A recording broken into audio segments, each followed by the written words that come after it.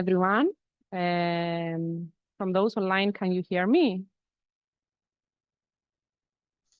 Loud and clear. Okay. My name is Kyriaki Kilili, and I'm an associate research scientist at the gas sourcing department. Today's training event is titled Introduction to Physics Informed Machine Learning.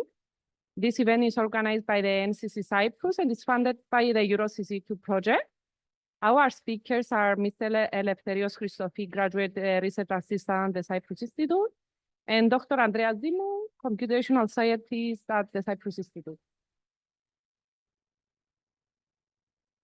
EuroCC2 is a part of the Euro-HPC joint undertaking, a significant European initiative with participation from over 13 countries. Its objective is to enhance high-performance computing and data analytics skills across Europe. Since 2020, the gas sourcing department of the Cyprus Institute has served as the Cyprus National Competence Center in HPC, strengthening in this way the local HPC expertise. For the EuroCC2 project, we prioritize fostering relationships with local computational communities, discerning their core needs, and delivering customized training. We offer consultation for short-term collaborations, code optimization, and suggestion for advanced computational strategies. Additionally, resources are provided for competitive projects using Cyprus Institute HPC facility, and now our engineering team collaborates on proof of concept to demonstrate the value of advanced technology in enhancing workflows. Thank you for your attention. You can find more information on our website. Andrea, the stage is yours. Okay.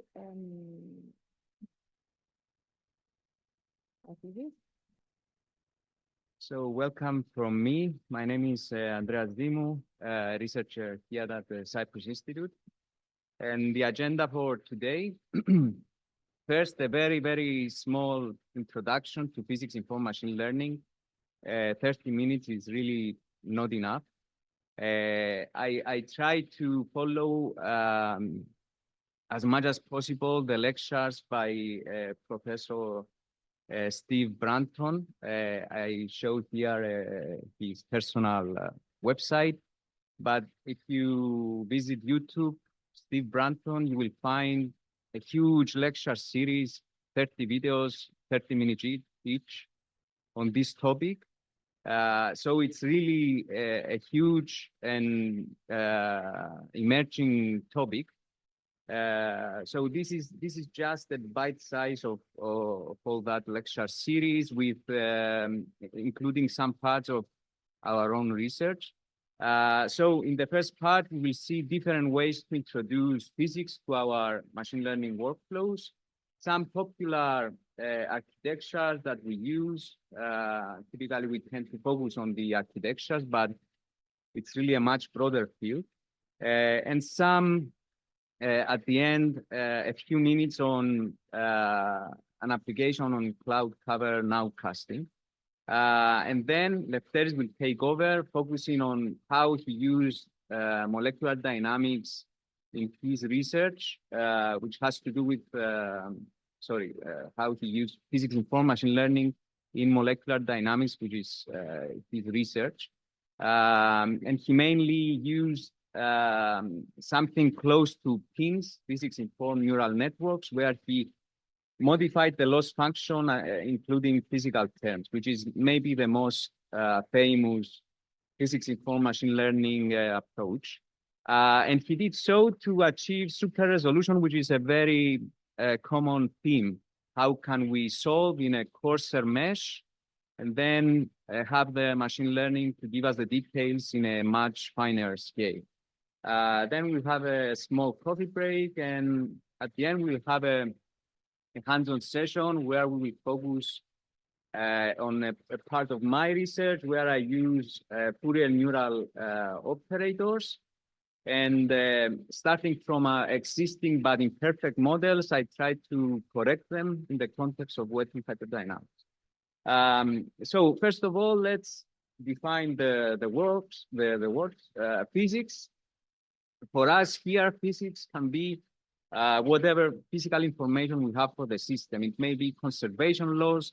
It may be as little information as just some symmetry, or if we know that some reduced order models exist that maybe are imperfect, or they may have a limited applicability region. So all this is information that we can use. When we say informed, it's basically we will either try to enforce, or we will either try to discover new physics. We will mainly focus on enforced here. And we will enforce, we can either enforce it in a soft manner, where we basically follow the physics, but up to the precision that our training allows. Or we can do it using hard constraints, where basically any solution that is predicted by the machine learning model at any time during the training phase, it abides to the physical laws. And machine learning, the 5 stages of machine learning. First, we need to define the problem, understand the problem, so that we can start generating the data and post-processing the data. And then we choose some architecture, we feed the data inside this architecture, and we calculate at the end the loss function. And then we use the loss function inside an optimization loop in order to minimize the loss function. And what Professor Steve Branton suggests is that we can introduce physics in each and every one of these stages.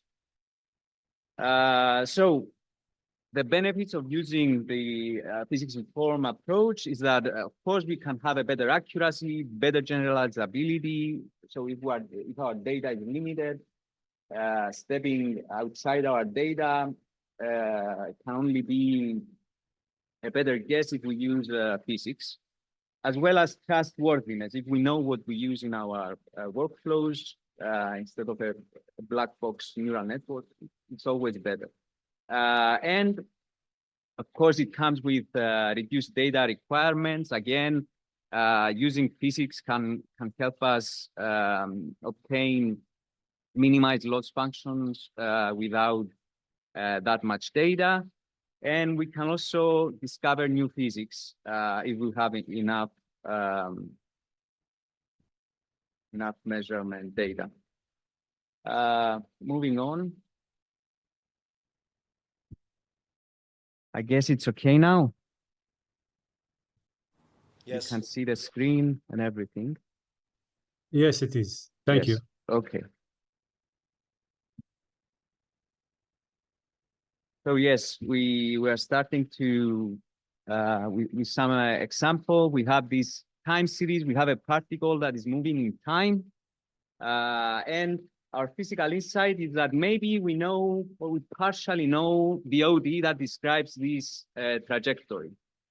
So we also have, as in our data set, the positions of this object. Maybe we have a large data set with many positions. So the traditional approach would be to start from a number of initial positions, let's say 10, use the first 10 positions of the particle, and then predict the 11th. And then again, using from 2 to 11, go up to 12. So do this autoregressively and predict the next position based on previous positions. Of course, this would not be as accurate. So if we follow a physics-informed machine learning approach, then we can maybe predict the corrections to the ODE. Instead of, since we have an ODE that is partially known, so it has some physical context, maybe we focus on the correction to the ODE. And in this way, we can match the reference results more closely. This will be similar to the hands-on session, what we do in the hands-on session. Turbulence modeling, which is an area of my research. So to model turbulent flows, which is one of the hardest problems out there, sometimes we use a Reynolds average approach where you see the bars over all the velocities, where we have UVW is the velocities and U prime, V prime are the fluctuations. So this is a typical model that we use in industrial flows. And the main problem is that there are no universal models that are accurate for these terms in red. So again, the traditional approach would be to try and predict each future field, velocity field and pressure field. But if we follow a physics-informed approach, maybe we only focus on predicting these terms in red. Things will become more specific as we go along. So some general considerations. This is a stage where we need to strategize. So understand, why do we need to use a machine learning model? Do we need to learn new physics? Do we need to accelerate our workflow? Do we have a very expensive part in our calculations that maybe it would be very beneficial to replace with a machine learning model? Do we want to integrate multi-physics in a framework? Because it's very interesting. It's very complex to do that when you try to do it using physical laws. An example is digital twins. Or if we use machine learning model, it may be possible to improve the model when new data becomes available. Of course, if the problem is complex, sometimes it's not well defined, and we need to consider what kind of data do we need to solve this problem. If we indeed are using all the necessary data to inform the training.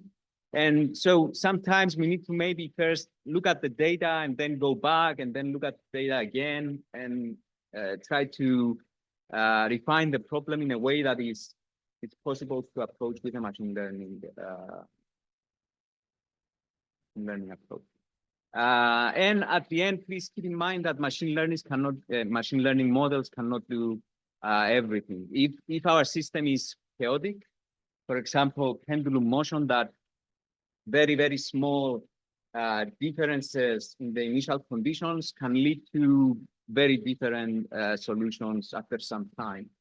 This cannot be modeled using a deterministic approach. We need to consider that our problem is chaotic, so maybe we model some average quantities or some higher order statistics. We certainly cannot determine how the pendulum, the position of the pendulum with time. And of course, we need to help the machine learning model. So if we use a very strange coordinate system that everything appears very complex, then we cannot expect the machine learning model to behave well. And as an example here, I'm referring to the geocentric solar system, where people initially thought that the Earth is at the center of the world.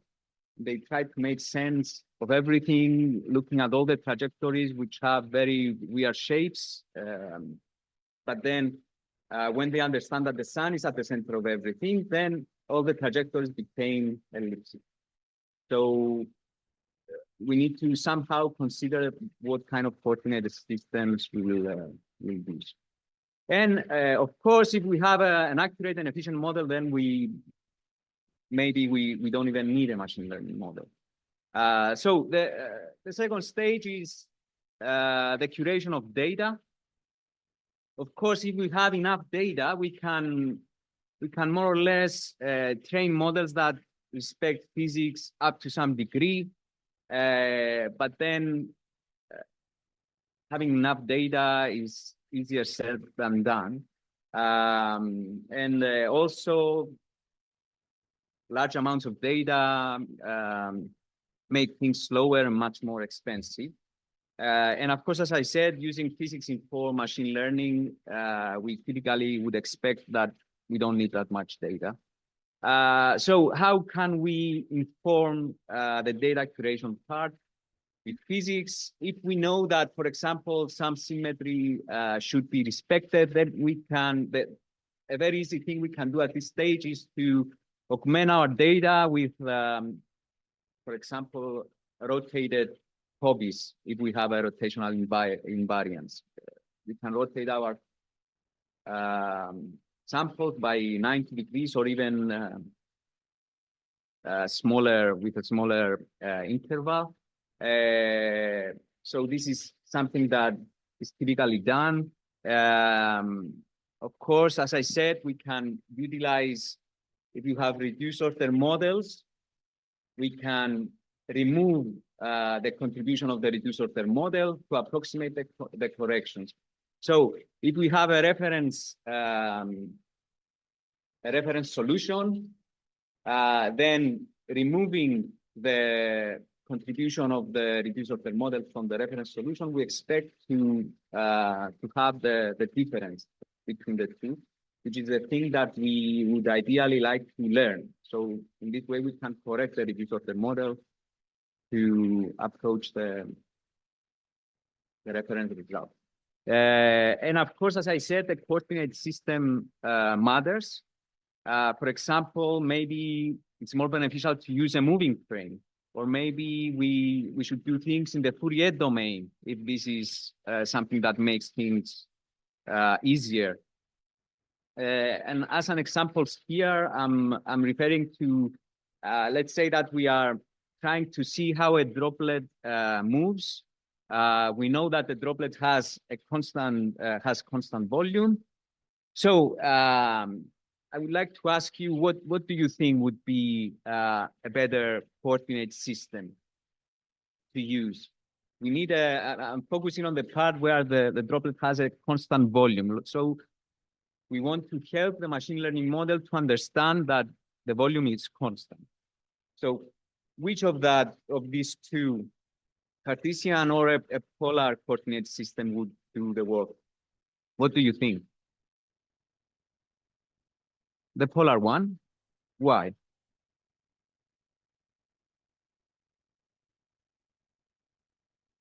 Yes.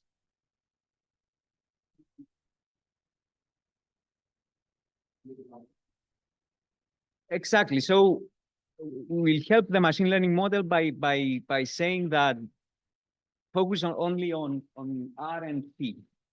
You don't need to understand the X and Y coordinates, where X and Y can be very far from the origin. Let's say X can be 100 something, Y can be 1000. So X and Y coordinates don't matter. While with a polar representation, will help the machine learning model to focus on the radius and the azimuthal direction, and it will possibly ignore the position of the centroid, which can be, again, the X of the centroid can be really far from the origin or negative values. So in this way, we help our machine learning model. So in this way, we can use the correct coordinate system and get a better model. And some general considerations, these are not only for physics-informed approach. Let me admit some people. Sorry. Yes. So big data is not equivalent to diverse data because many times we have a lot of data, but only for a few parameter values. For example, in my domain, I'm doing fluid flow simulations. These simulations are huge, and we change one parameter and we get terabytes of data. So this is not diverse. These simulations only describe the flow field for one Reynolds number, let's say, or a very small number of parameters. So be mindful of that. Also, data can be very diverse if we use experiments, which of course the data they provide is possibly limited, but it can be rich because it contains richer physics, more realistic information.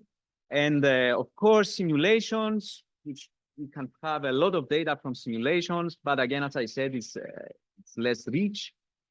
And part of the reason is that it follows the encoded physics. Whatever we write in our codes, that's what we will get. And in the triangle here, we see that it's the amount of data that we can have, but also the importance. So at the top of the pyramid, we have field measurements, which would be ideal, but of course are very expensive. Or experimental measurements in a lab. And of course, we can have high fidelity simulations and low fidelity simulations, lots of data, but maybe not very rich. And of course, be mindful that our data might have biases. And by biases, I mean a few things. For example, is the training data representative of what we are trying to do? If we try to discover new materials based on old materials, we need to maybe consider how we construct our data sets. Of course, use as much as possible the physical insight in order to actually make sure that what we are discovering is something accurate, it's something physical. Of course, if we are trying to model rare events, catastrophic waves, which are very, very rare, but they can destroy huge structures. We only have a few of them. So it would be better if we can somehow increase the how many rare events appear in our data sets. And of course, if we have a huge signal and what we are trying to model is only a small part of this signal, we somehow need to remove the largest contribution, which we don't need. An example for that is the perihelion precession of Mercury. If we observe Mercury, then we notice that its trajectory shifts with every recirculation. So what people knew 100 years ago is that if we use Newtonian physics, that we are very, very, very close to accurately calculating this phenomenon. But then there was a very, very small discrepancy. And that small discrepancy was explained by using Einstein's relativity theory. So again, that was, we had most of the contributions were known, but then the small discrepancy came from another theory. So in our case, maybe we needed to somehow try to focus on the discrepancy and remove everything else, because machine learning model will train and we try to reduce, to minimize the loss function up to a certain degree. So we need to help it in this way. And now we go to the architectures, which may be the most common thing when someone physics informed approaches. First of all, let me say that physics informed machine learning can also be done with simple architectures, such as a simple neural network. Let's say we want to model a flow. The conservation of mass in fluid flows is the divergence of the velocity field. So we give the input that we need, and then we get as output the velocity. This, of course, will not conserve mass. So we need to somehow help our model to conserve mass. So one thing we can think of is that if the divergence of velocity needs to be 0, then the velocity can be obtained by the curl of a different of another function. Because if we have the curl of a function, if we take the divergence of this quantity, it's always 0. So again, we change a bit our neural network. We give as input the same things that we gave before, but now we have a layer where basically we perform the curl of the output, the curl of what was predicted in the green circles. So at the end, we get as output again the velocity. So if we train this model, what will basically happen is that the model which will approximate up to the green layer, this function psi, and then if we take the divergence of this psi, we will get the velocity, which now will conserve mass. Yes, please. Yes.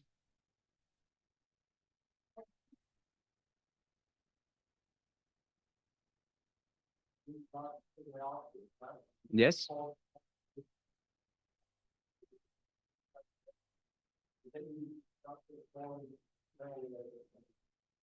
You perform the curl of the output.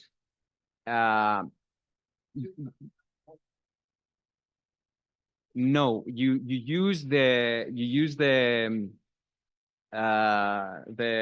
automatic differentiation, because in the input you also give the coordinates. You also give x, y, and z, the coordinates. So what you basically need is to calculate the curl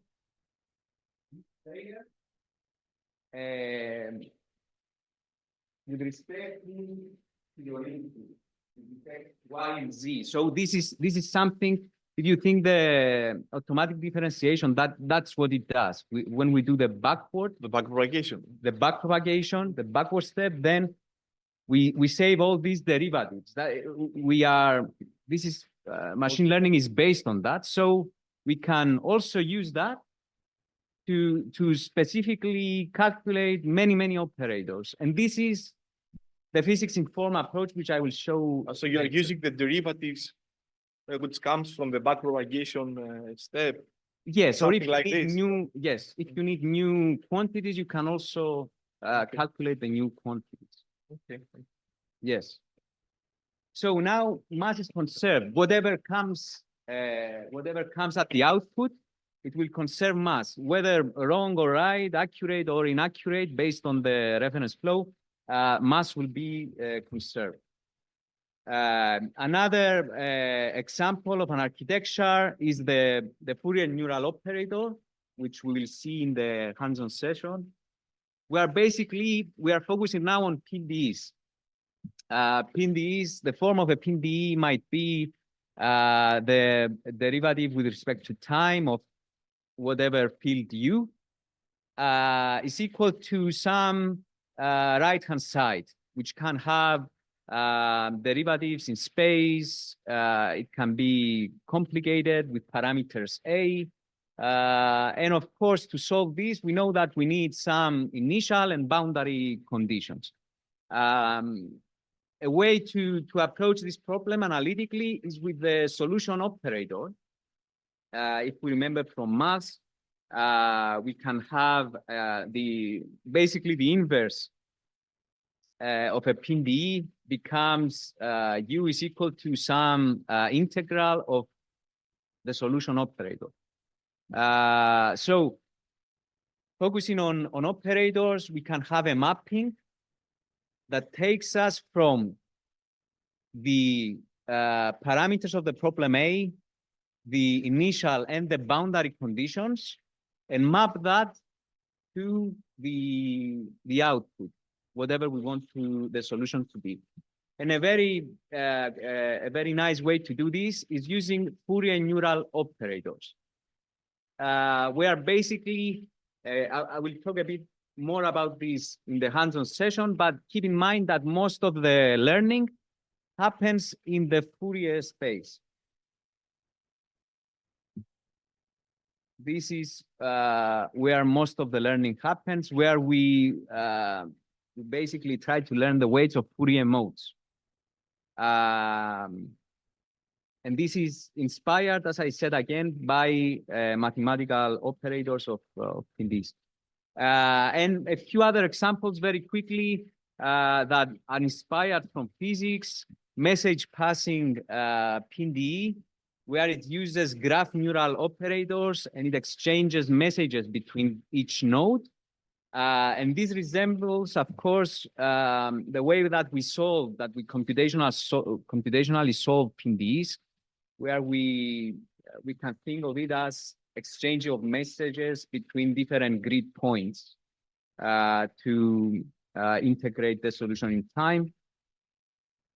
Units, which is maybe something that we all encountered.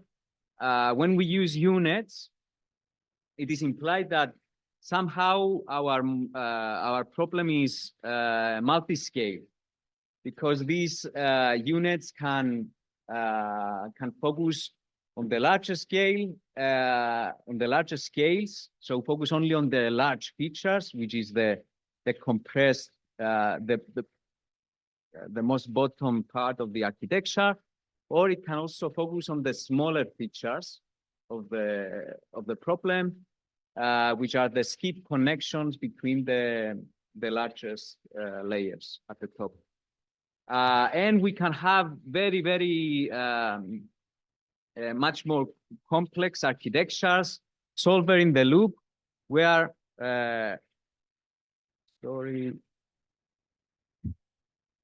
where all the, excuse me,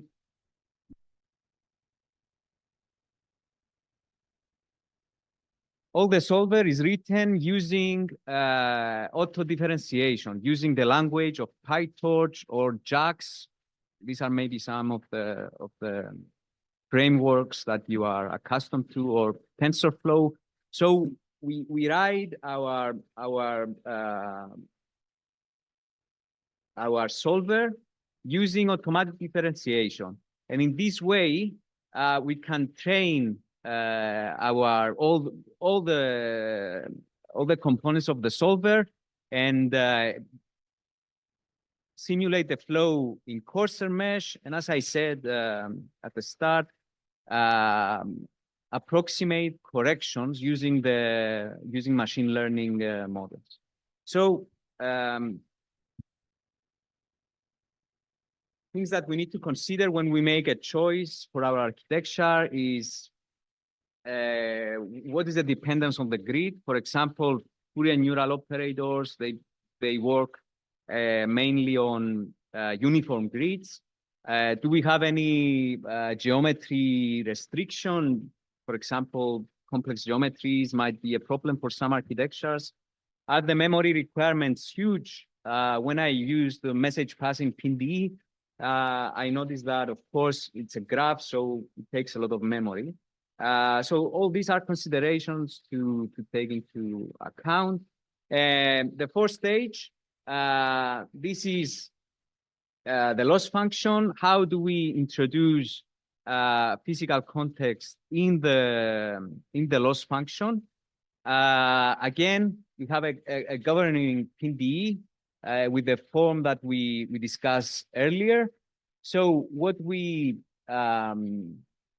how we can define or reshape this PDE in the form shown on the right, which of course f should be equal to 0, right? F should be equal to 0 if that PDE is correct. So we are getting into pins now, physics-informed neural networks. We have the input, we have the output, which we expect to be the solution. This is the typical loss function that we use. But if we want to infuse physics into the loss function, then we add a second term, which focuses on the PDE. So as I said, f should be 0. So if f is not 0, this second term contributes to the loss function. So, and of course, both the traditional, what is typically used with respect to data and what we can introduce with respect to our physics, we can give different weights to each term. And as we minimize the loss function, we will also minimize the error to the PV. And this is a very popular approach, maybe the most popular approach with physics-informed machine learning. It is general, it doesn't have to be a PV, and this is something that Eleftherios will talk about in a bit. And the only issue is that it promotes physics. It doesn't strictly agree with the physics at the end, but it only promotes physics. And stage 5, the optimization, this is the most complex part. So I will only talk briefly here. Typically, when we try to minimize a loss function, we are trying to find a minimum in a huge space, a huge parameter space.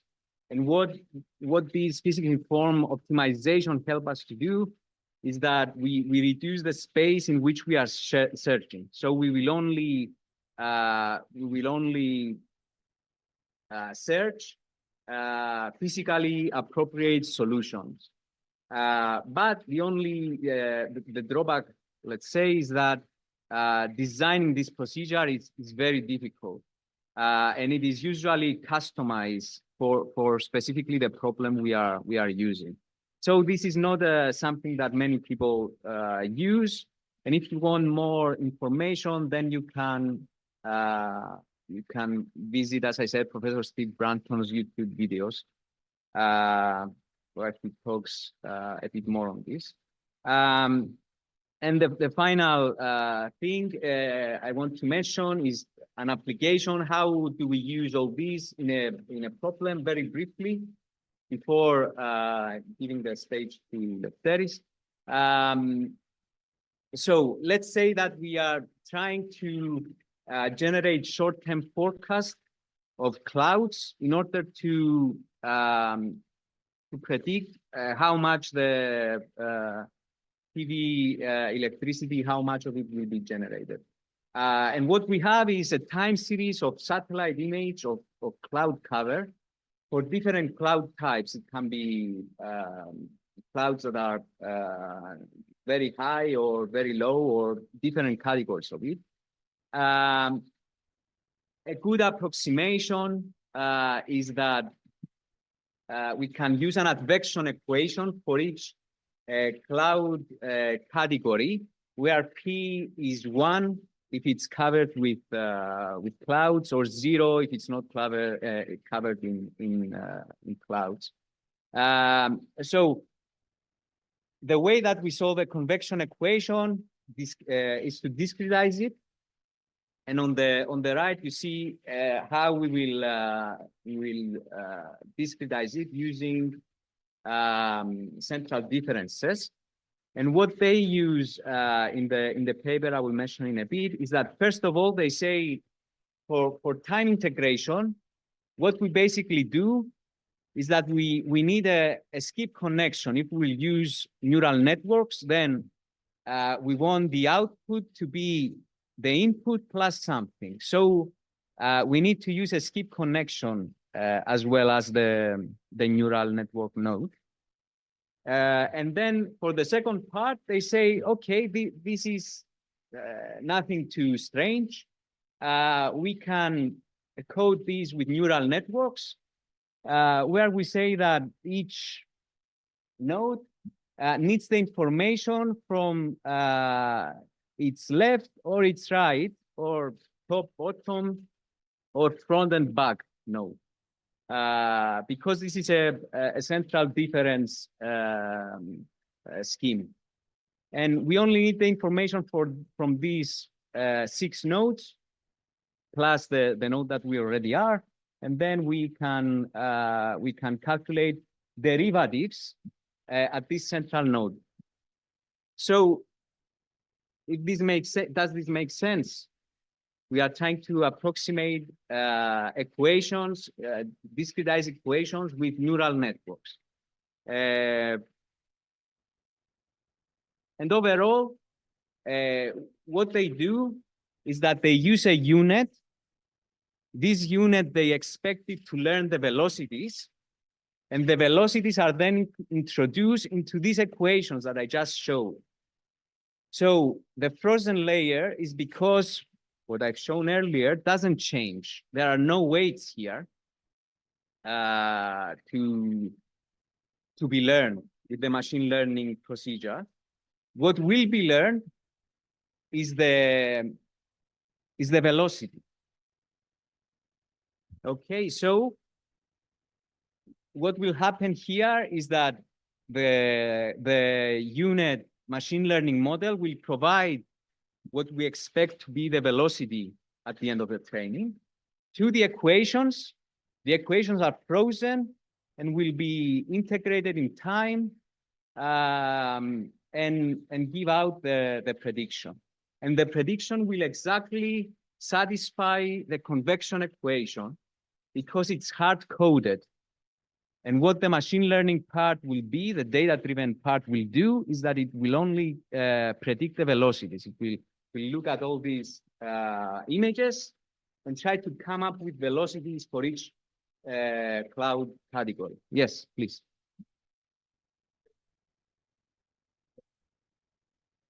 Well, it's images from the satellite. Yes, we need the data.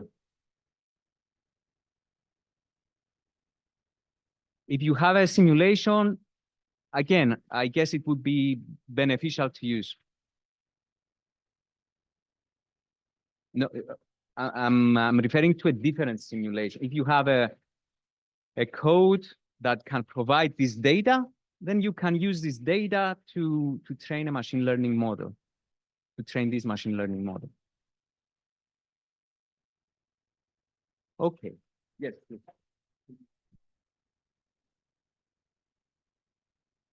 Not very, if you are referring to the last one, these approaches, they are just starting to be used. They are mainly introducing simple problems, and they are just starting to be used in more interesting industrial applications, let's say. Industry uses specifically pins because pins go with everything. There is physics-informed neural operator, physics-informed unit, physics-informed this, physics-informed that. So if you have some simple conservation law, for example, you want mass to be conserved, you can use physics-informed neural networks to inform that. But other than that, since we need maybe very complex, we are in very complex situations. Maybe we are not sure about the physics, or maybe we don't know about the existence of the physical information. And it's also a bit more difficult to introduce them. Yes, there are many applications of physics-informed approaches in turbulence, but using that in, let's say, designing internal combustion engines, it's a whole different aspect. So we are running a bit late. I would like to ask Eleftherios to come up. Hello, my name is Eleftherios Christofi, and I'm going to show you an example of physics-informed and deep neural network. Specifically, I'm going to show you an approach where we reinsert the atomic detail back to coarse grain configurations. So first, Let's start with a very brief introduction to molecular dynamics. Molecular dynamics is a technique that allows a numerical thought experiment to be carried out using a model that to a limited extent approximate a real physical or chemical system.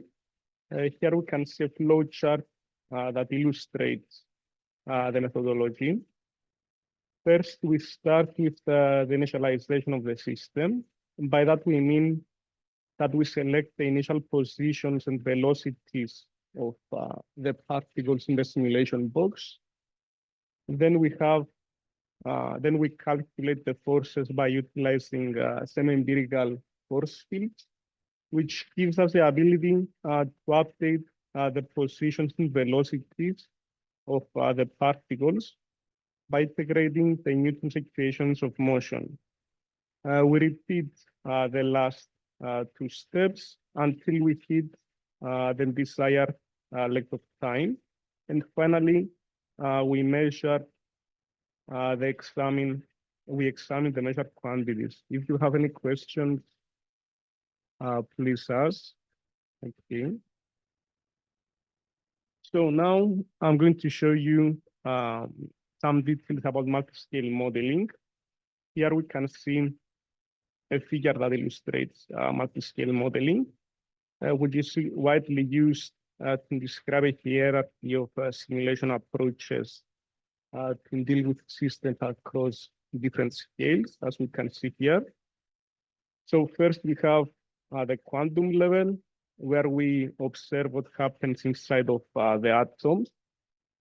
And then we have the atomistic level, where we perform classical atomistic simulation. And in order to access longer length and time scales, we reduce the dimensionality of the system by going to a coarser level, the coarse grain level. And finally, we have the continuum level, where we are able to examine the mechanical properties of the system. Now, during this presentation, we are going to focus on the coupling between the atomistic and the coarse grain and description. So,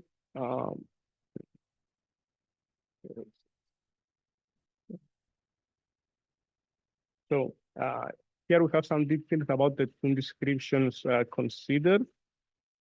From a mathematical point of view, we can say that a coarse grain mapping is a form of dimensional reduction.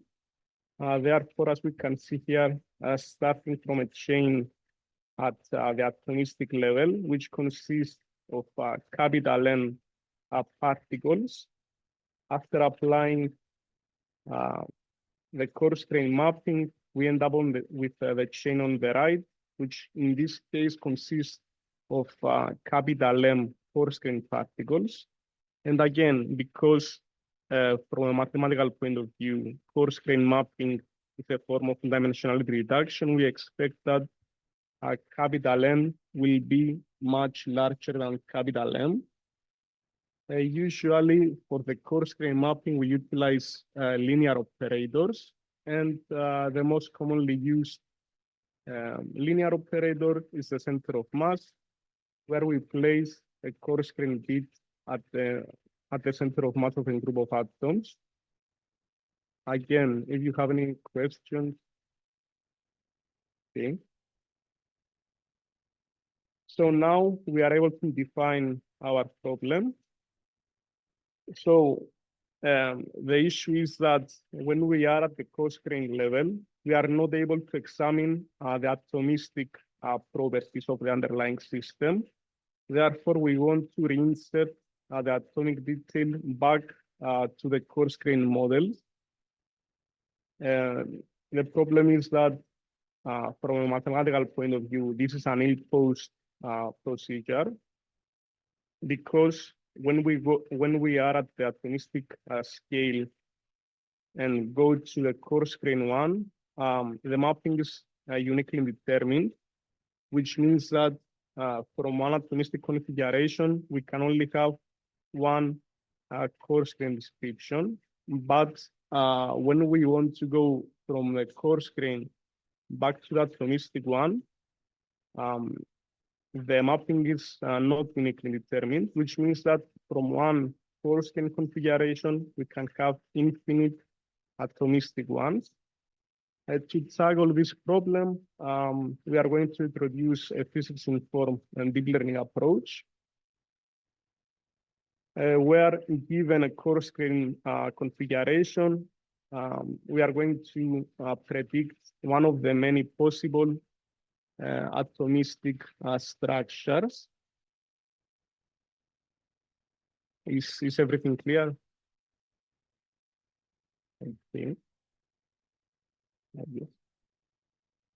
So now let's see some details about the data we utilize for the implementation of the model.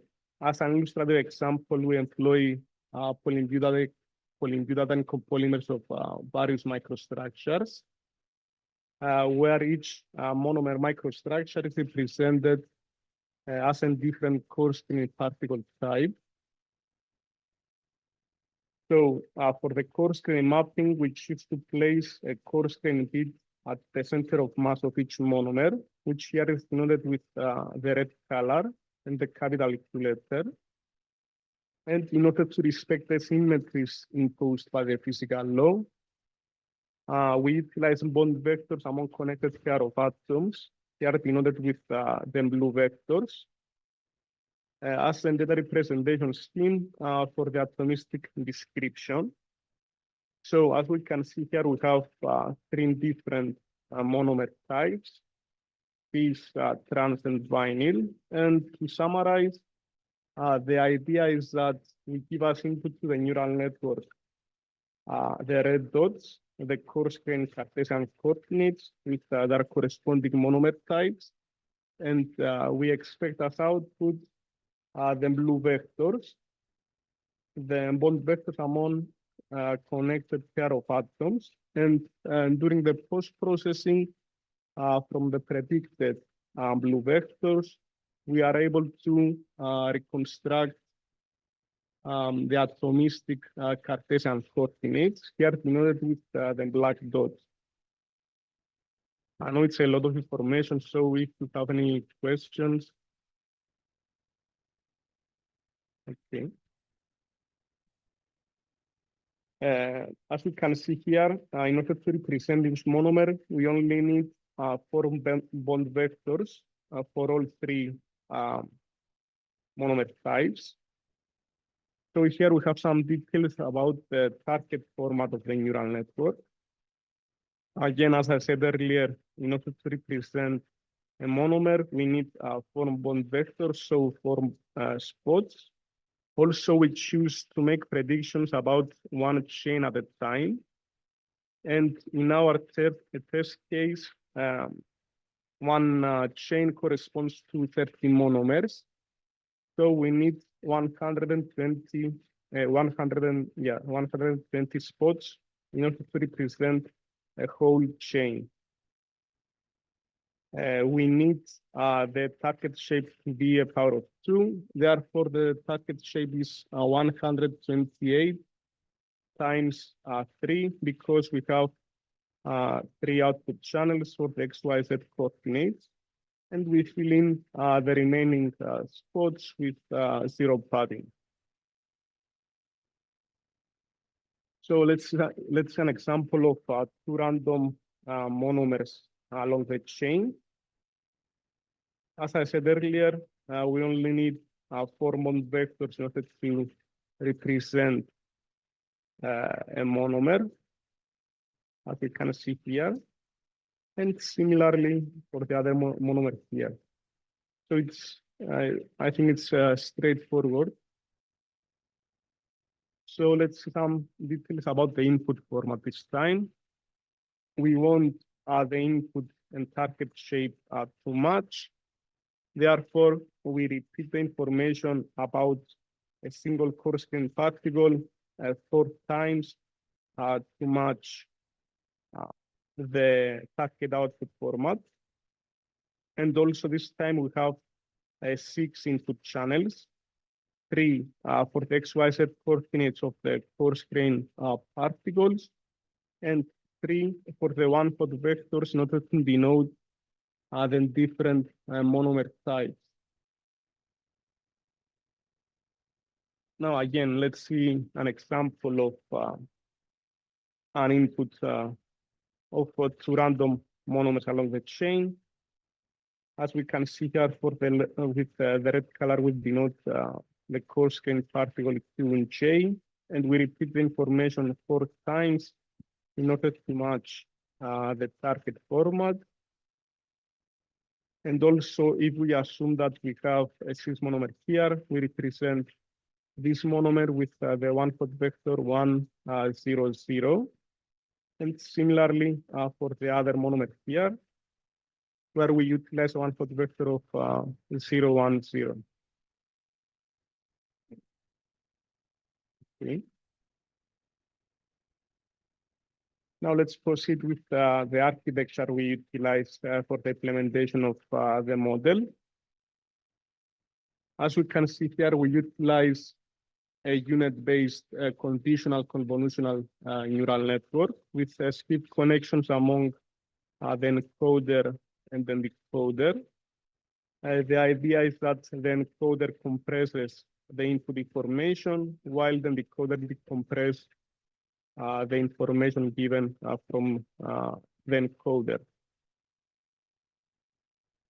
Also, we should note that we rescale the target output values in the dimensional interval between -1 and 1.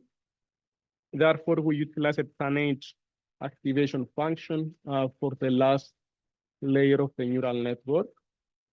Also, as I mentioned before, the proposed neural network makes predictions 1 chain at a time. And in this case, 1 chain corresponds to 30 monomers. Again, if you have any questions. Okay. Now let's see some details about the loss function we utilize for the training of the model.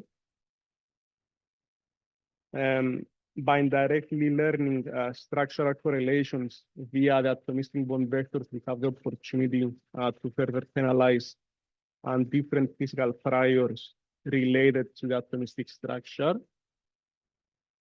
So instead of just penalizing the bond vectors coordinates, we also penalize bond lengths, bond angles, dihedral angles, and P0 vector.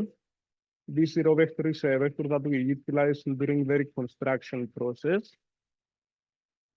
And as we can see here, we choose to define the loss function as a linear combination of these loss terms here. And we treat the weight of the loss terms as hyperparameters. Now, in order to tune the hyperparameters of the weights of the loss terms, we perform a very quick grid search. As we can see, we mainly utilize binary values for the lambdas in order to examine the impact of each one of those loss terms in the quality of the predicted configurations. While for the last loss function, we utilize a set of lambdas in a way that it's going to give us values for the loss terms in the same order of magnitude. So in the next slide, I'm going to show a comparison between the L4, the L6, and the L8 loss functions. For the L4, we penalize bond vectors, bond lengths, and bond angles. While for the L6, we also penalize dihedral angles. So here we have, in order to validate the predicted atomistic structure, we present a very small sample of bond length, bond angle, and dihedral angle distribution. With the red color, we denote the target format, with then green the L4, with yellow the L6, and with blue the L8. If we go distribution by distribution, we can see that overall the model trained with the L8 loss function has the best fit among the target and prediction. Therefore, we utilize this model for future runs. Again, if you have any questions. Okay. So before closing, a very interesting feature of the proposed physics-informed approach is called chemical transferability, where the idea is that we are going to test the transferability of the model across chemical space. And by that, we mean by starting from a single coarse-grained configuration and by just modifying the sequence of the coarse-grained particle types will give us input to the CNN. We are able to obtain their corresponding atomistic structure, which gives us the ability from a single coarse-grained configuration to generate atomistic configurations of arbitrary microstructures.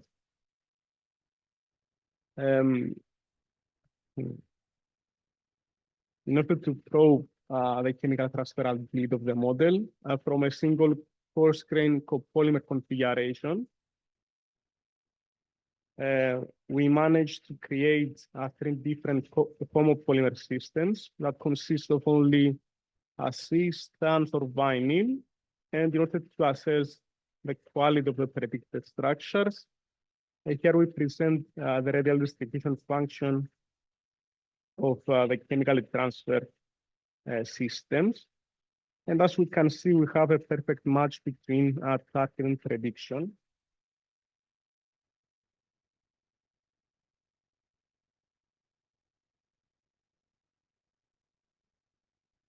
Okay.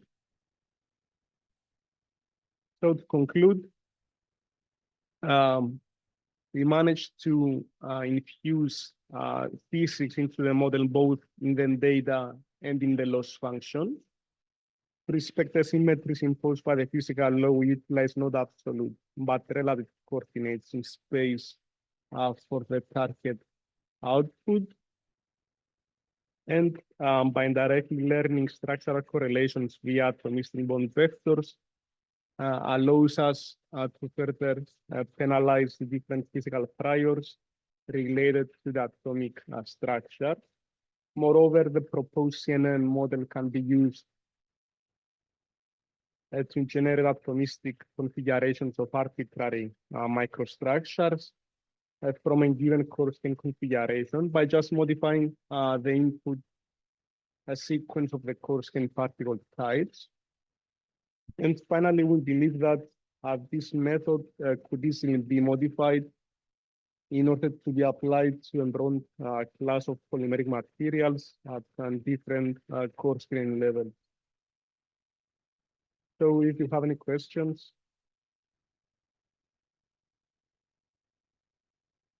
Now we are back. The hands-on session will focus on wetting hydrodynamics. I tried to make it as simple as possible for you. But I understand that problem-wise, it's too, the range of problems is too wide to cover everything. So let's get started. Wetting hydrodynamics deals with the interaction of very small volumes of liquids with solids, as well as the gas that surrounds them. It's a multi-scale problem, but we only focus on the macro scale. We will not focus on the smaller scales. Now, to convince you that something like a droplet is worth studying, there are many applications, as you can see here. I'm skipping a few things because we are out of time. Here it's a very interesting application, lab on a chip device, where we use electric fields to move the droplets around. And in this way, we can batch process a large number of chemical or biological samples. So this is something relevant to what we do. We do this simulation. This is a simulation that we carried out, where a droplet migrates from a more hydrophobic region, a darker shaded region, which is more hydrophobic, denotes the hydrophobicity, to a more lighter shade region, which is more hydrophilic. And as you can see, the contact line, which is the red line, it deforms. Sorry. Yes, the contact line deforms as it moves, and this informs the path. So it is a complex problem, and it takes a lot of time to be simulated. So our effort here is to use machine learning models to accelerate these simulations. Instead of taking weeks, reduced order models can make it maybe in a couple of days. And with a machine learning model, we can do it in minutes on our laptop instead of using high performance computing machines. So here we will use the Fourier neural operator to predict the trajectory of droplets, and more specifically to predict the trajectory of the contact line. We don't care about the droplet because we want to focus on the contact line, which is a closed circular type of line of curve. So the Fourier space, it's natural for it because it's periodic. This is the architecture of the Fourier neural operator. We have some input. The input is lifted to a higher parameter space with operator P. And then we have a series of Fourier layers before operator Q takes us back to the output space. And each Fourier layer, this is where the learning happens, as well as in P and Q. But focusing on a Fourier layer, the input is split into two branches. The top branch, we apply a forward Fourier transform. So we go from the normal space to the frequency space. And we learn the weights of the Fourier modes there in the Fourier space. And then we have an inverse Fourier transform. And that's the top branch. The bottom branch is a simple neural network. As we will see, we add the two branches together, and then we apply the activation function. So this is the architecture that we will use. Let's see what are the available data that we have. Since we simulated the problem in many different configurations, we have all the contact line positions in time, as well as the heterogeneity values, theta star. So the values of the heterogeneity along the contact line, wherever the contact line went, we have the heterogeneities. So we can, yes, I'm also mentioning some more details that when I say C, I mean the contact line in polar coordinates. And yes, as I said, theta star is a measure of the hydrophobicity. Now, the naive training procedure is that in the first iteration, we'll use the first 10 contact line positions along with the first 10 heterogeneity values. These are values along the contact line. So the output will be the solution at the next time step. And this is applied autoregressively. And at the end, we calculate a loss function that is averaged over all the divergence from the reference solution. Let's see some results. You can see the blue is the reference results, and the orange lines are the AI prediction. We have bad results. The agreement is not what we like to be. And there are many reasons for this. Basically, the problem is too complex. There are so many heterogeneity shapes that we can think of. So it cannot really learn how to predict the position of the contact line. So we want to explore now the possibility of using existing physical knowledge. And this was inspired by the work of my former supervisor, Nico Sava,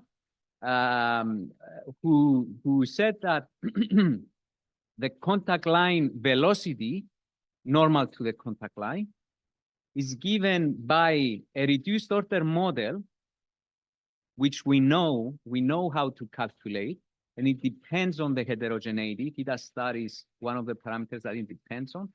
Theta is the actual angle on the droplet, plus some corrections, which are very, very complex to calculate analytically. He did calculate them, but they are very, very complex. So what he's shown is that if he only considered the first term, then as you can see, the results, the reference results are quite different than what the reduced order model predicts. But then if he corrects the reduced order model with these higher order terms, then it can perfectly match the reference solution. So this is something that we want to do because now if we start from a reduced order model, it is imperfect, but nonetheless it has all the information for the heterogeneities. The corrections do not need, to a good approximation, they don't need as input the heterogeneities.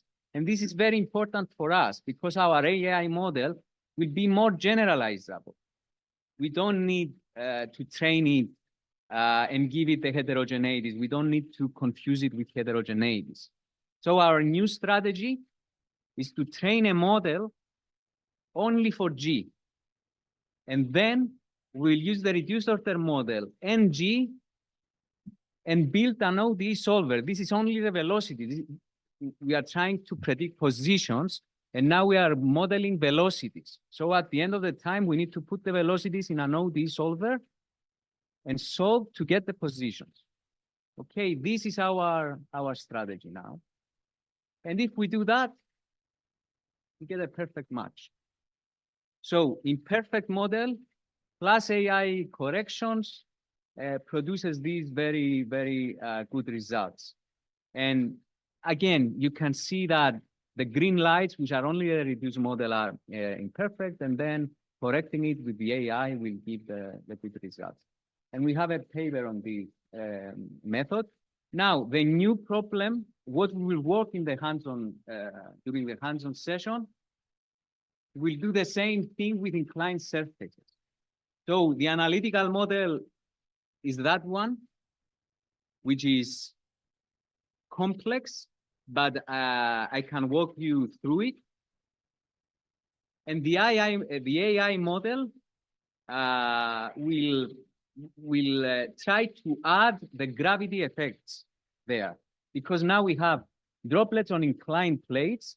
The reduced order model has no information about gravity. Gravity is nowhere to be found there, but it has all the information for the heterogeneities. So again, we are compartmentalizing, we are splitting the problem into different parts. This makes it very much more easier for the machine learning model to use physics and to give us a good model at the end. So the AI model will only work with the first harmonics, because these large-scale motions, we don't need the smaller details of the velocity fields. We expect that this will be captured by Cox. We only need the gravity push, which is only reflected in the first harmonic of the contact line. I don't know if this makes sense, but that's how we did it. Because as you know, the first harmonic is just a sine. So if you imagine a sine around the contact line shape, you can understand that it can elongate towards the gravity direction and then maybe shorten in the inverse direction, and in that way it will move. Anyway, this may be too specific. And at the end, we want to put everything in an ODE solver. So let's start first. If you have laptops, please log into Cyclone. Let me know if you have any issues. And you need to copy the data from the directory that is shown there locally to your directory. With that command. So I will give you a couple of minutes to do that. If you have any questions, please go ahead. You can log into Cyclone if you already asked for access. Otherwise, let me just mention this.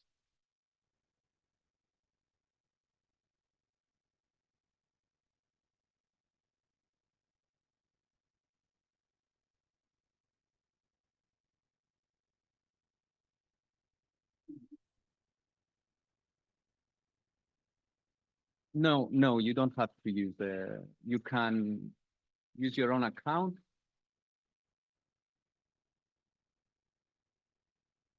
Yes, all our data sets and all our codes and all our scripts for creating the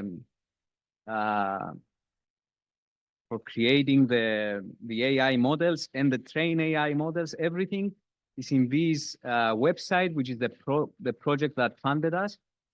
Race, if you go to research and open data, I think it's the first one that shows up. Yes. So yes, you can find everything in this link, including the paper that we have. Just mentioning this, in case you don't have access to Cyclone now. So if you logged in and you copied the data, we want to start looking at the training script. You can edit the training script with Vim or Emacs or anything else you use, or you can download it on your laptop and edit it there, whatever you prefer. Okay. So I will.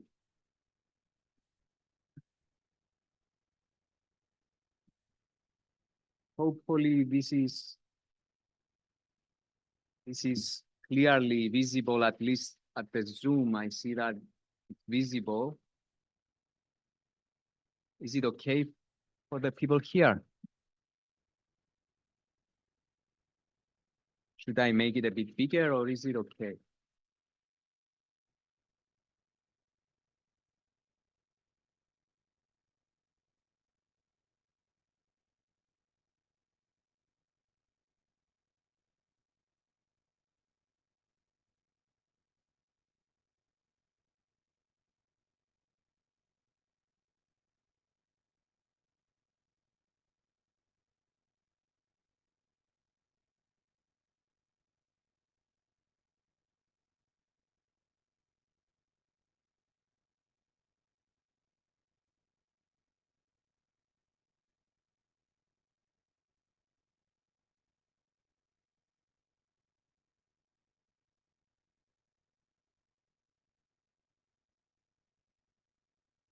Yes, to open terminal, you need to have installed some kind of interface between your computer and the terminal. We are typically using PuTTY.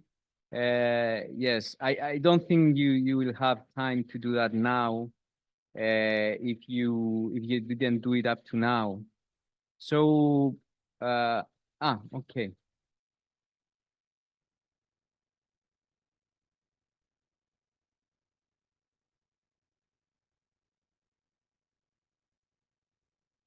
how may I ask what kind of program you use to interface? John, I'm referring to John. Ah, okay.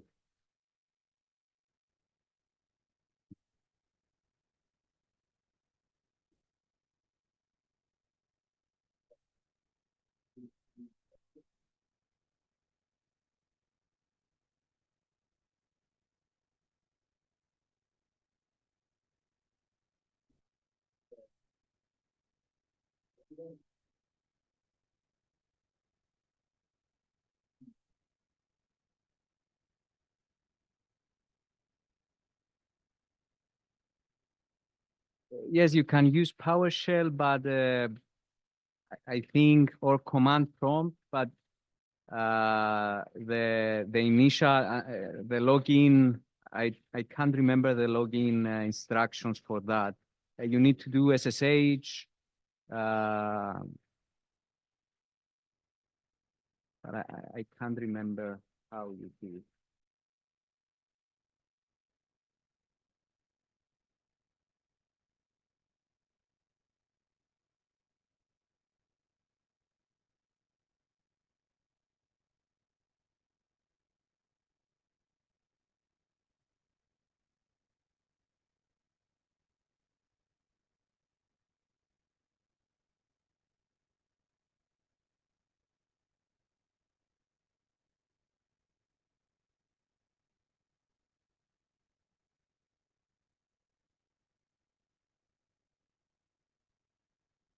Okay.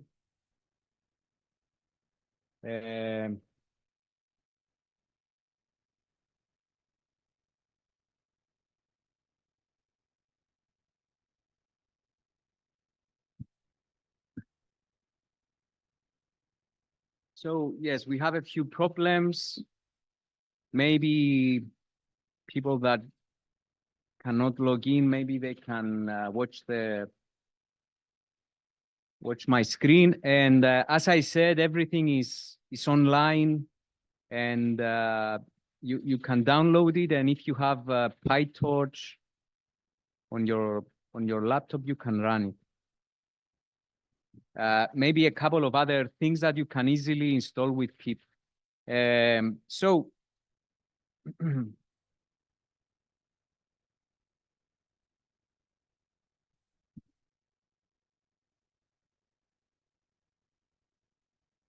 yes, sorry. Let me make the steps. You don't need to follow all the steps for now. I will open the training script.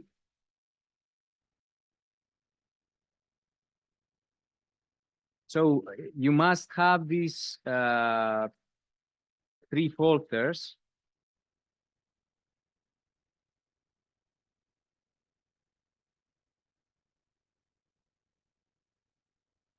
Yes, these 3 folders. If we go to training, we have a few things there. We can open the training script. I'm using VI or Vim.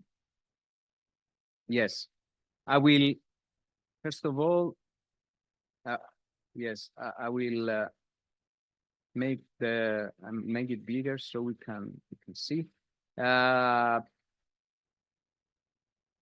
will start from the loading of the data. I'm skipping a few things which are to set up the training, but let's focus on the data. We set some parameters, the number of training samples, the number of testing samples, and the modes is how many Fourier modes we want to retain. I write 2 because it's the 0 and the first one. The 0 is the if we think of a Fourier function, the 0 is what we lift the whole values to the average, and then we have the first one, which is a sine wave. The width of the Fourier space is The first operator, the lifting operator, let me remind you. We have Fourier neural operator here. Yes, I mentioned P, which is a lifting operator, meaning that we extend now our space. The space opens up to 64 channels.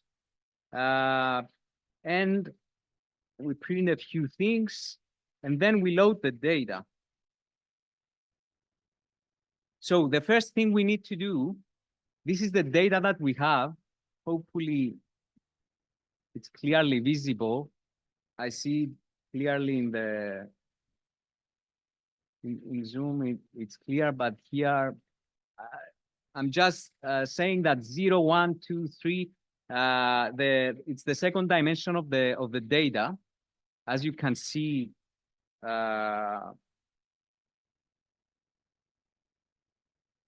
Yes, I hope it's visible.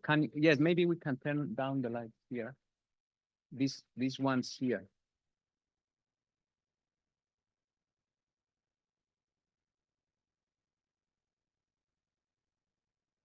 That's as much as it goes. Okay.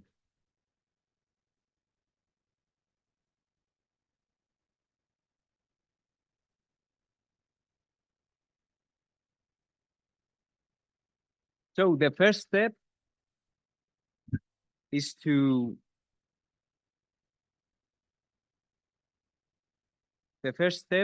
to change the data and give it to the AI model in the way that it needs to be trained.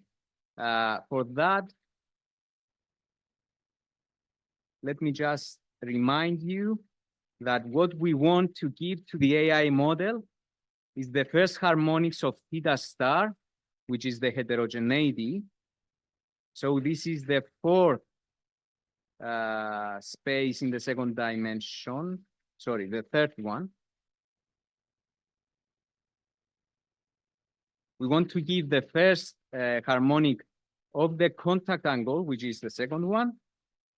And we want to give as well the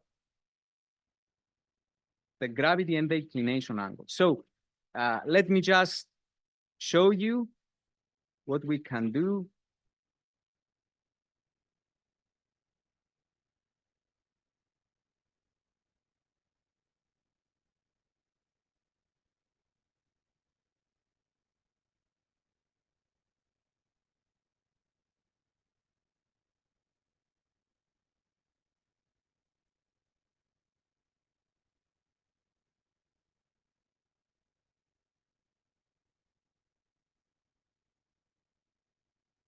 So let's see if this makes sense.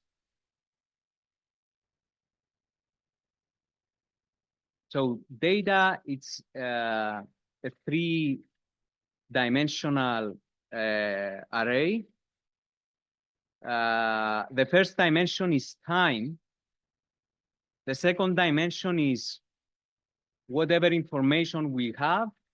And the third dimension is space. So the first thing, yes, please.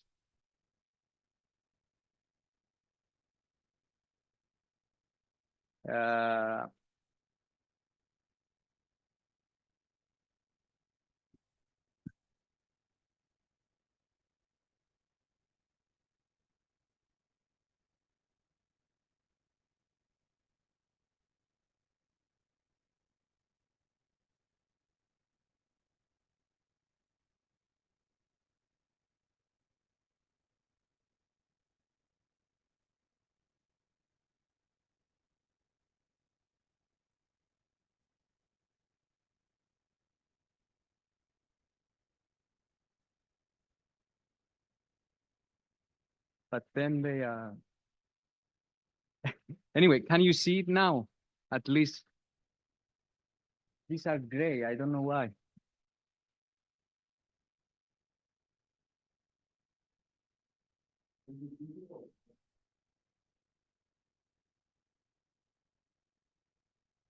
Hope it's okay for people online as well.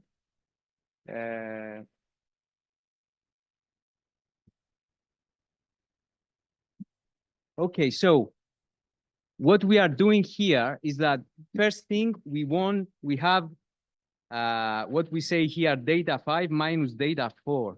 Data 5 is the reference contact line velocity from the DNS. And data 4 is the contact line velocity as predicted by the analytical model. So what we are doing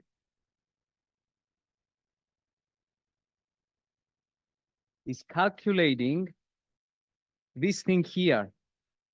We remove the Cox's velocity, the reduced order model, which was first derived by Cox. We removed it from the DNS. Okay, so when we remove the reduced order model from the DNS, we are basically, what remains there is what we want to train our model on. So that's what we are doing here. We are calculating the output, and we are saving it in the same position as the DNS data. We don't need it anymore. And then I have created a function which is called get first harmonic. And we do that for outputs 2, 3, and 5 as well. We also get the first harmonic of what we just calculated. Okay, and as well, we are using the information for the gravity. Data 6 is the gravity component that is parallel to the inclined surface. And we multiply with a sign because this is a component that will show the direction that is normal to the contact line. So we need as well the sign. These are all minor information, but what I want you to focus here is that we had to, since we thought of the problem that we need to get the first harmonic, we did that, as well as we need to remove the contribution of the reduced order model. So we set up the data. We have the training input. Train A and train U are the training output. Test A and test U are the input and the output for the testing phase. And then it's we start training the model, and the training loop is shown here. So for epochs, in range of epochs, there's nothing physics informed here. What we did with physics informed, you will more clearly see it when we do when we produce the scripts. But for now, it's just, it was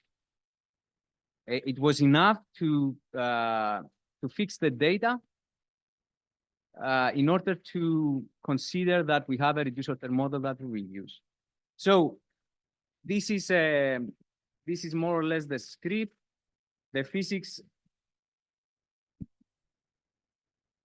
informed part will be more clearly shown later. So please try to run the script. And to run it, you need these commands here. First, you need to reserve some allocation with the sallow command.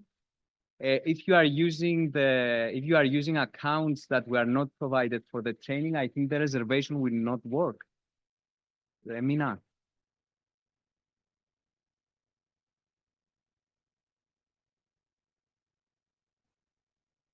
Yes, okay. So whoever uses their accounts, they can use the reservation. I think I missed the minus here. It should be minus. Τώρα μπορεί να δημιουργήσεις hot point που δεν δημιουργείς.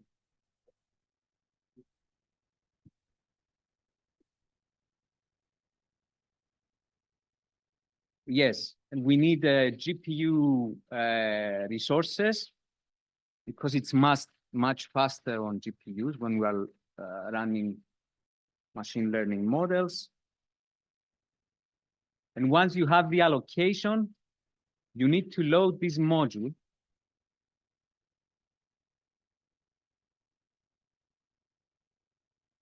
Which if you try the bit and press tab, you will get.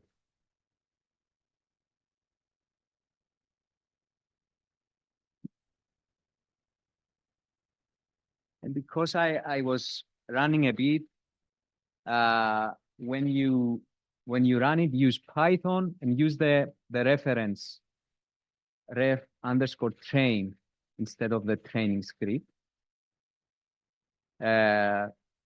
Because maybe you didn't have time to write everything down.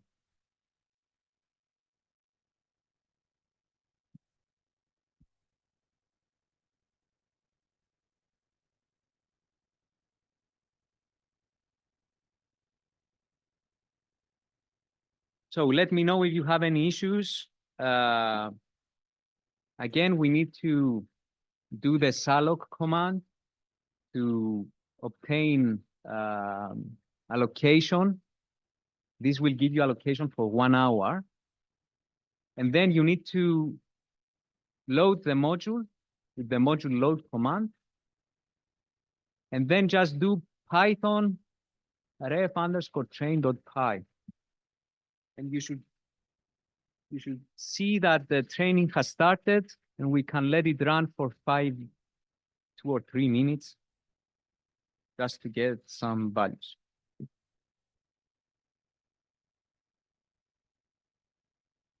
So I'll leave you for a couple of minutes and let me know if you have any question. Sorry. Which PyTorch to load?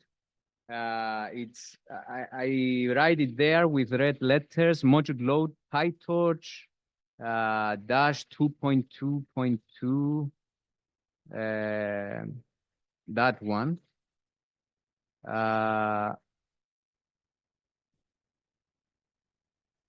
Yes. You have many CUDA versions. No, I would only do module load PyTorch. The one I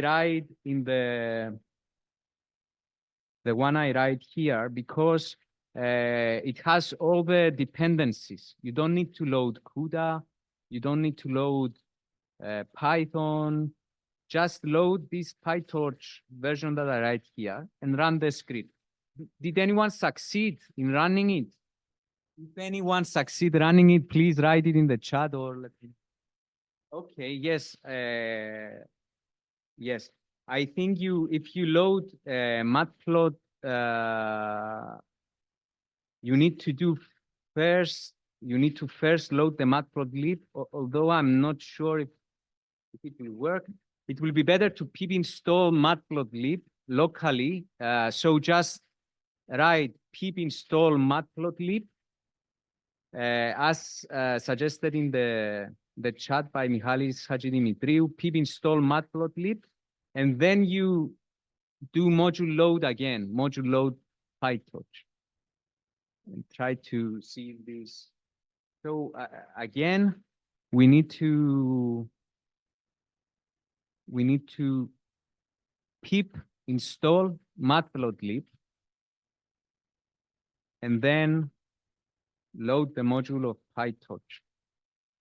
Okay, and if you run it a bit, maybe you can then watch or look at the figure that shows the training errors, which is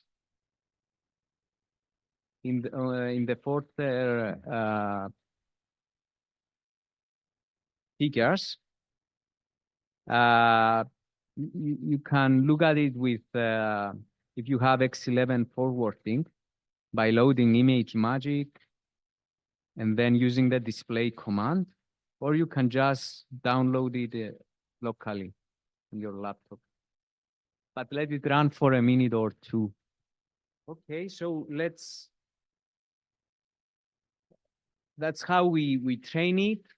It's not very interesting. Maybe the next part will be a bit more illuminating if we see how, sorry,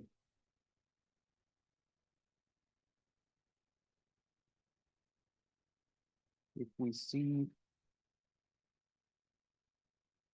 how we work with the testing script, because in the training script, everything came as through the data, where here we need to specify the type of model that we used, etc. So let's open the testing script, but instead of ODE .py, just to save time,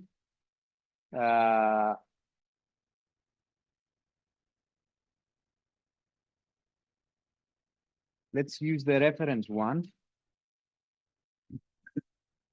So it's ODE _ref.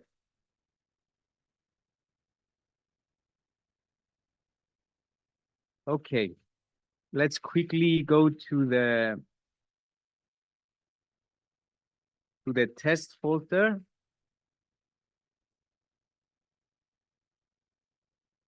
And I'm opening ODE _ref. Okay, and we get this. Again, I'm skipping the first few lines because it's just to set up the run that we'll do here. And so what we are doing, first of all, I'm defining the heterogeneity because as the droplet moves, now we are using an ODE solver, we don't have the heterogeneity value. So as the droplet moves, it needs to know the heterogeneity where it is.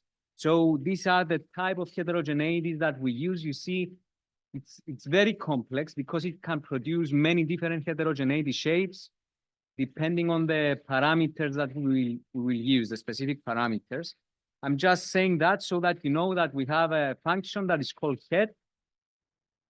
And it just to give the heterogeneity values. And then we set up a few different things to work with, the initial conditions. These here are the initial conditions. These here are the values of the physical parameters. We have mu, viscosity, the surface tension, sigma, the density ratio Q, rho, and our physical length. Yes, we set up a few things. And let me go here. We load the module. We load the model that we have trained. You have a trained model in your folders. So we load that.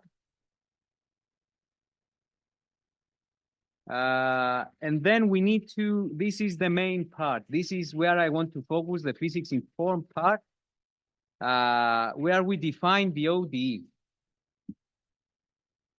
So what we expect, as I said, at the end of the day, we want to have our ODE solver to have this velocity here, which is part the reduced order model velocity and part the AI velocity. So here we calculate the velocity by the reduced order model. And as you can see, we have theta, sigma, theta, all these things are calculated upstairs here. Here we calculate theta sigma. Theta sigma is the heterogeneity, so we call head. And we give the X and Y locations so that it can find specifically the heterogeneity value. And then we pass the heterogeneity for some other computations here, as well as theta. Theta is the contact angle on the droplet, the contact angle that we can see. And this is given by this other function that we have. So in this way, we calculate the contribution of the reduced order model. As I said, it's also called the model by Cox. And then we want to calculate the contribution of the AI model. So we want to use the model that we have, give the inputs. The input here is theta, theta S, as well as the gravity. We can see it here. Theta, theta S, and G, the gravity, as well as the grid. We always give the grid. It's something that I didn't mention in the training.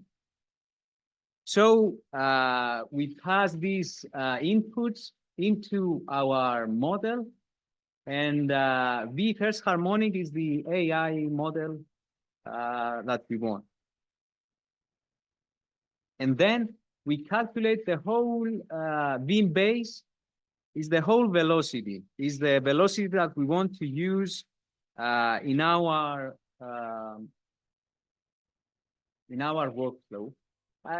Things may seem a bit strange. I have this mic to torch. This is just to create a torch tensor using this OD cox, as well as the same for this V first harmonic. So it's just some formalities. I just want to present you the idea that we have to conduct some more physical calculations, as the one at the start of the ODE here, for example. And then we want to calculate an analytical model. Sorry, a machine learning model. We add the two together. And then there are some other mathematical operations, which I won't go into. And at the end, we get the time derivative of rho and the time derivative of the x and y of the centroid. That's the things that we get out of this ODE. So at the end, here we have the solution. The solution uses a solve IVP method from, I think it's SciPy. And we give everything that we need to give, and then we run the OD. I know I am rushing a lot. It's quite complex to explain every line, but the idea, what I want you to understand, is that we can combine physics with AI. Physics does some of the things, and AI does the rest. That's the idea. And we put everything together into a solver, and now we have to run the solver. So please, let's try.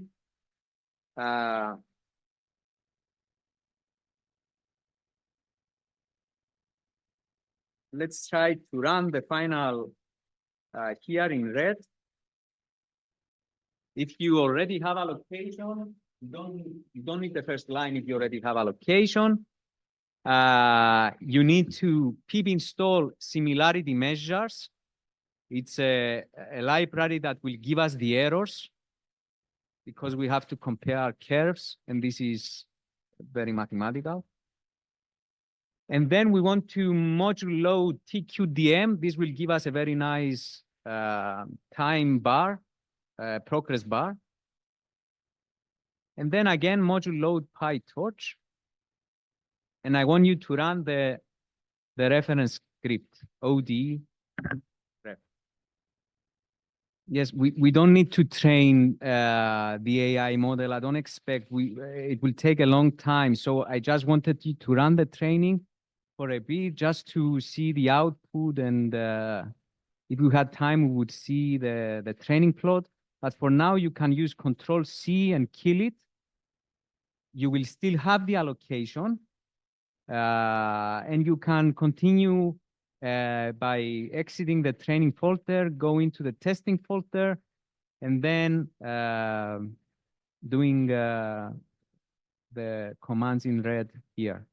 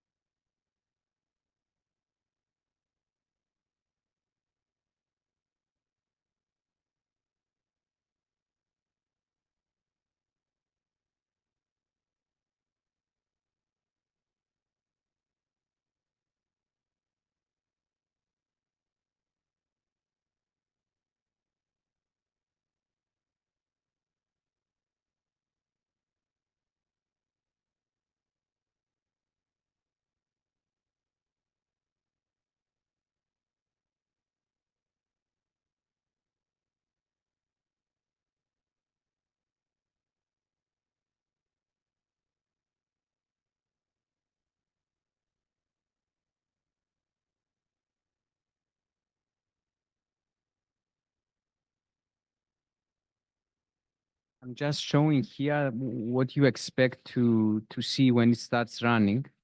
It's a progress bar, and it will run a number of tests, 8 or 9.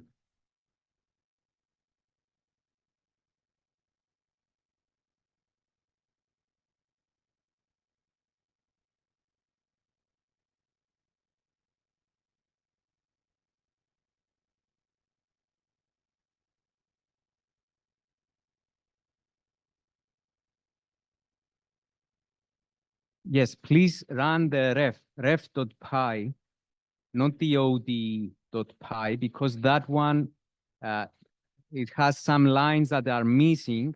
If we had time, I would go through it and do it with you. But let's finish with running ref.py. Okay, so let's see the results.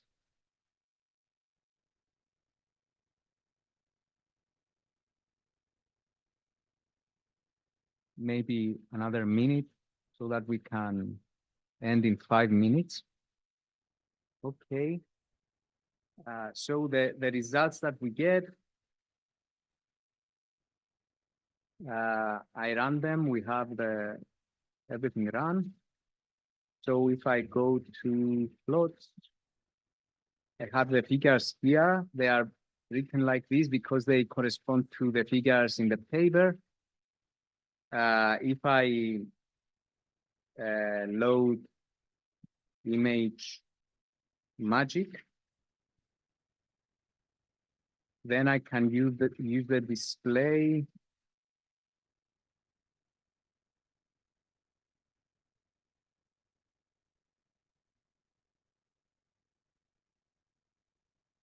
Okay. You need to have an active X11 port working.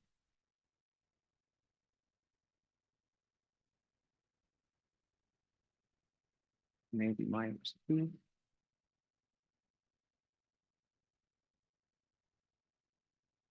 Anyway, some reason it doesn't work. I will download them locally.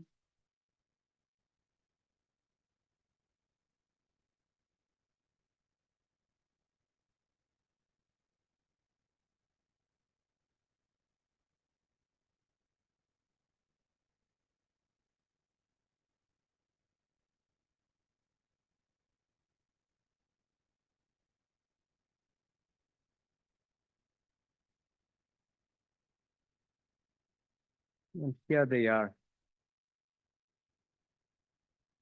A bunch of cases showing how the red lines, which are the AI predictions, match the blue regions in different test cases. Here we used some parameters that are outside the training distribution. That's why the droplet left. So these are the results.